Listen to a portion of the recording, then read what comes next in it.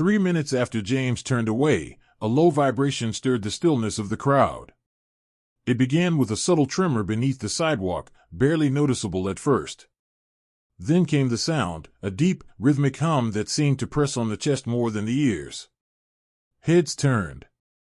Phones rose. A military convoy was approaching from the western road, a long procession of sand-colored vehicles, heavy with memory and silence.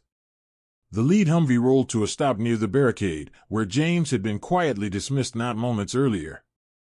Doors opened with a mechanical clunk, and from the front passenger seat stepped a figure few expected to see that day. General Lawrence Becker, 4-star, full dress uniform, medals across his chest like chapters of a book no one else could write. His arrival hadn't been announced. He wasn't scheduled to speak. And yet, there he was, striding with purpose toward the edge of the crowd. He did not speak to the parade officials. He didn't ask for a microphone or a camera. His eyes were fixed on the figure retreating slowly down the sidewalk, a man in an old blazer, holding a faded photograph, walking away from the event meant to honor men like him. The crowd, sensing something rare, parted in stunned silence. Even the murmurs died down. The general reached James just as he reached the curb. James turned, startled by the sound of boots on pavement. For a moment, the two men simply looked at each other, one upright in his prime, a symbol of command, the other bent slightly with age, shoulders rounded by time, dignity still intact but worn like the sleeves of his jacket. Then, without fanfare or flourish, General Becker lifted his hand in salute. A long, unwavering salute held high in front of the entire gathering. James didn't move at first. It had been decades since anyone had offered him that gesture, much less from someone with stars on his collar. Slowly, almost uncertainly, he returned the salute. His hand trembled slightly, not from weakness, but from the sudden weight of being seen. Then the general stepped forward and embraced him. It was brief. But something about the embrace felt eternal. When Becker turned back to face the crowd, his voice was firm, though a slight tremor betrayed the emotion beneath. "This man," he said, "is the reason I am alive. He is the reason my father came home from the Pacific in 1945. Gasps rippled through the crowd. Becker continued, explaining what few knew. During the fierce jungle fighting on Leyte Island, his father, Private First Class Harold Becker, had been wounded and left behind in the chaos of an evacuation. Most assumed him lost. But James Rollins, then barely 20 years old, had disobeyed a direct order and returned to the danger zone alone. He carried Becker on his back through dense jungle, dodging sniper fire, until both collapsed inside a perimeter tent. He was reprimanded for the disobedience, but saved a life. James had never spoken of it. Not once. Not to family, not to neighbors. His only memento was the photo he held now, the last known image of his unit before the end of the war. The general's voice broke slightly as he revealed what came next. In 1973, a fire at the National Personnel Records Center destroyed nearly 18 million military files. My father's report was among them. So was Mr. Rollins's name. For years, we tried to find him. He never came forward. He never asked for credit. But he was never forgotten, not by my family. James stood silent, the wind tugging gently at the lapel of his jacket. The white lily pin there fluttered like a fragile flag. The general then turned toward the crowd and gestured to a young woman in a school uniform. She stepped forward timidly, clutching a phone. It was the high school student who had recorded the earlier incident, James being turned away at the gate. She had been documenting veterans arriving for a class project. She'd filmed James being questioned, then rejected, despite the photograph and his explanation. She'd seen the discomfort, the quiet humiliation, the silence that fell like a curtain. Without planning to, she had uploaded the clip with the caption, "He said nothing, but his eyes said everything." Within an hour, the post had gone viral. A military blogger shared it. Then a history teacher. Then a journalist. Then Becker's aide, who recognized the face from a photo on the general's desk, a yellowed image with a young man standing beside his wounded father in a jungle clearing. The crowd was beginning to understand. This wasn't just a lost veteran being remembered. This was history realigning itself. Injustice unwinding. A story once buried under ash and decades now rising with the force of something sacred.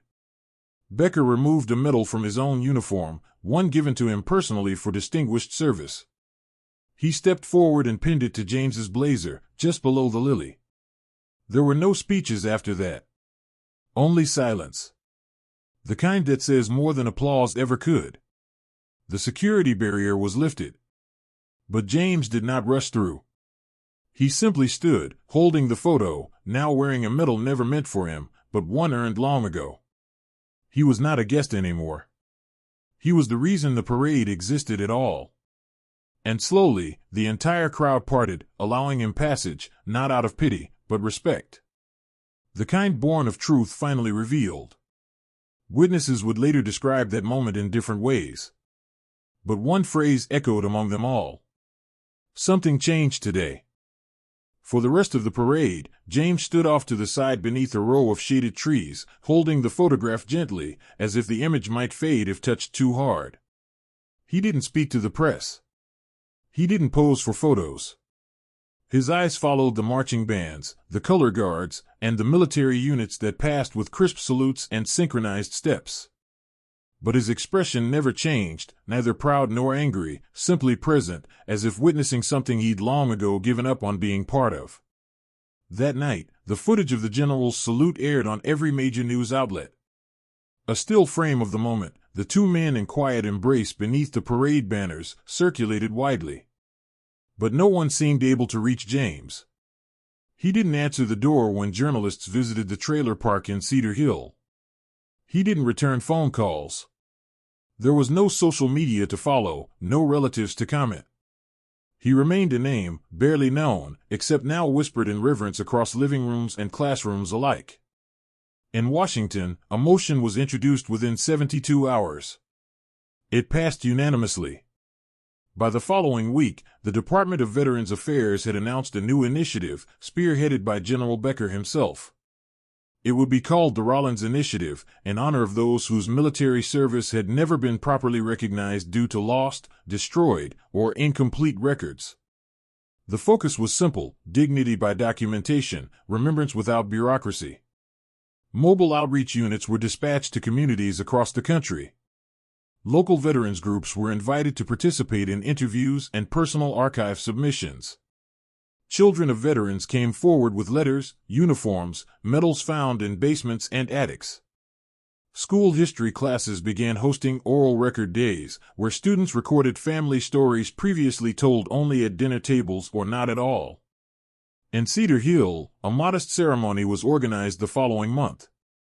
James was invited, officially this time, and a formal escort was sent to his home. Two young soldiers in dress blues, both barely 20, both visibly nervous to meet a man their own grandparents' age. He didn't make them wait. At 6 a.m., when they arrived, he was already seated on his front step, wearing the same blazer and holding the photo, now framed beneath a sheet of glass. The small medal from the Japanese schoolchildren still pinned to his lapel. The medal given by Becker had been placed beside it, attached not with a military pin, but with a simple safety clip, quietly reinforcing James's belief that awards were only as useful as the actions they honored. The ceremony was brief, by design. A bronze plaque had been installed near the Veterans section of the Dallas-Fort Worth Memorial Grounds. It listed a handful of names already recovered through the new program.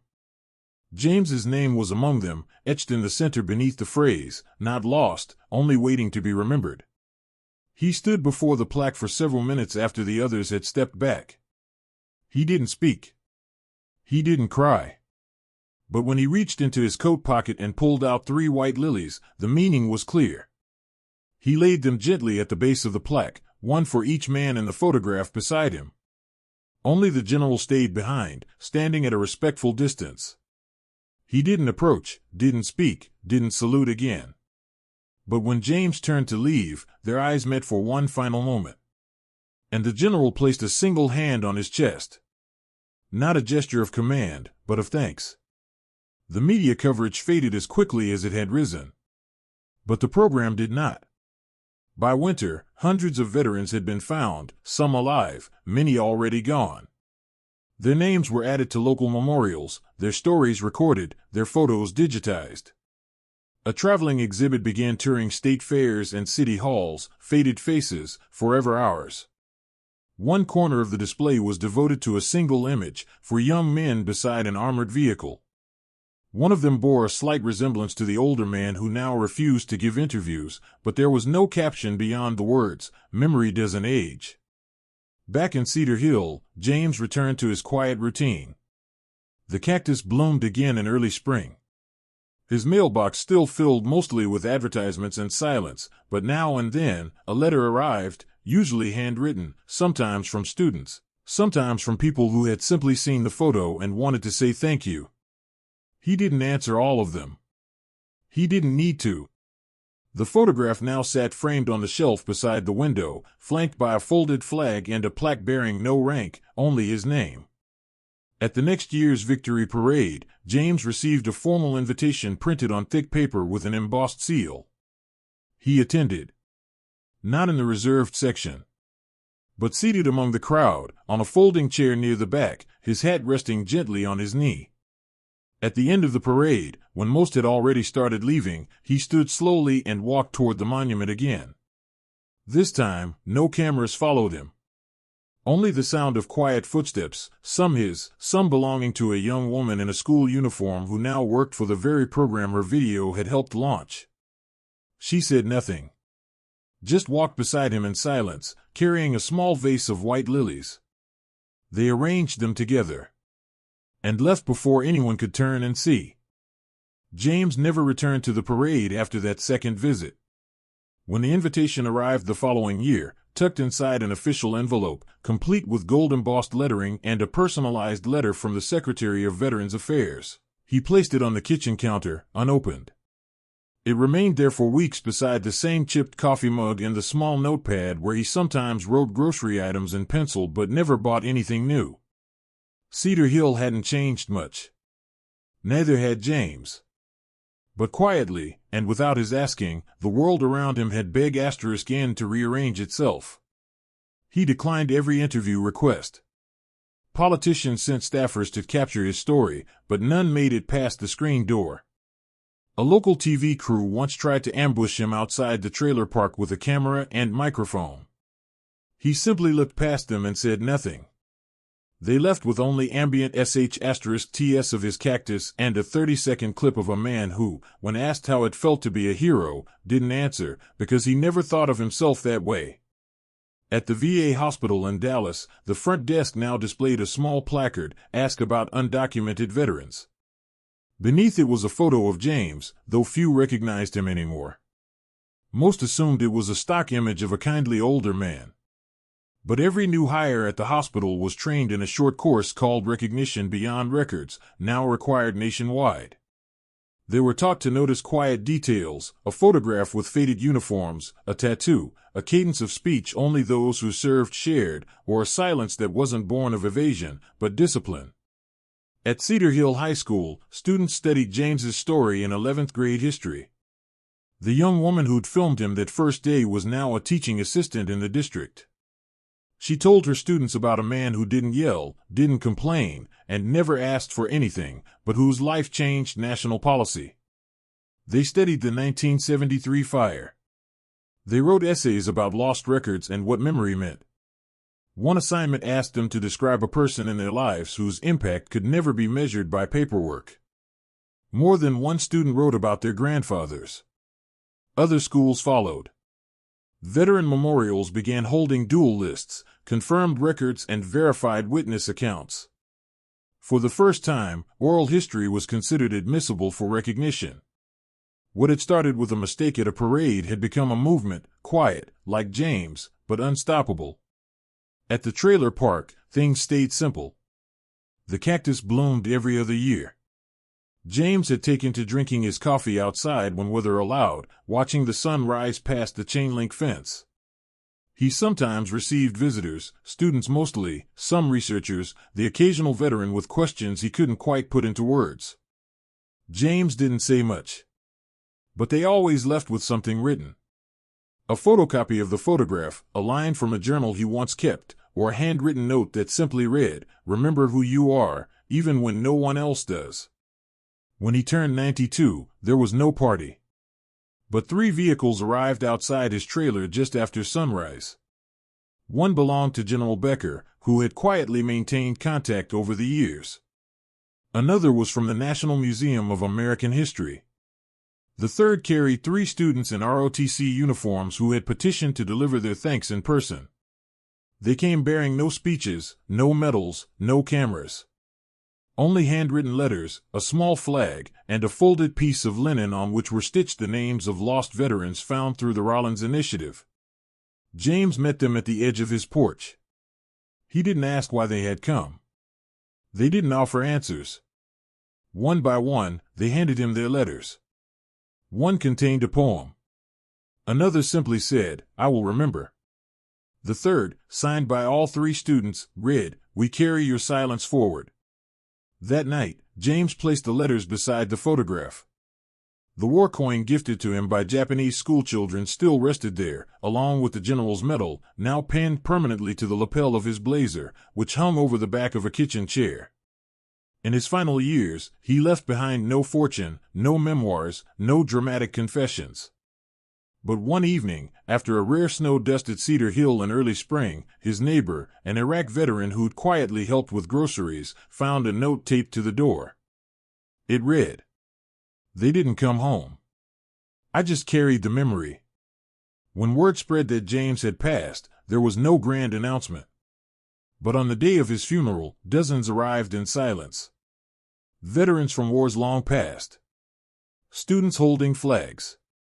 General Becker, in full dress uniform, sat quietly in the front row beside the ROTC cadets who now ran a local chapter of the Rollins Oral History program. The service was short. A single bugler played taps. The folded flag was handed to no surviving family, only to the town's librarian, who had kept James's favorite photograph in a special display case. Later, the National Memorial Wall added a single line beneath the new section for undocumented heroes. James E. Rollins, remembered without rank. In Cedar Hill, a new bench was installed near the Veterans Memorial. It bore no statue, no carved figure. Only a simple bronze plate. Kindness without question is enough.